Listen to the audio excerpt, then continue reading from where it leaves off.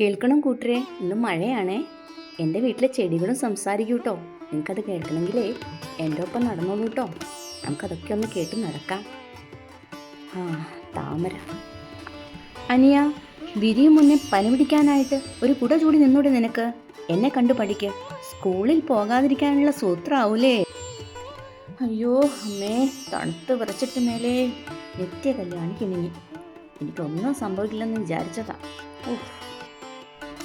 Violet പൂ ഗമയോടെ നിന്നു. എന്നിട്ട് ഇത്തിരി അഹങ്കാരത്തോടെ പറഞ്ഞു, എനിക്ക് പനിയും വരില്ല, തലവേദനയും വരില്ല.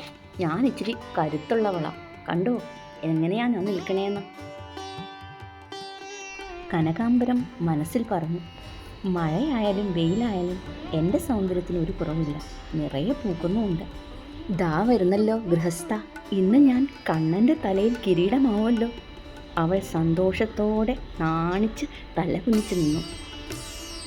അങ്ങനെ അവൾ തുളസിയും മയിൽപ്പീലിയോടൊപ്പം കണ്ണൻ്റെ കിരീടമായി മാറി.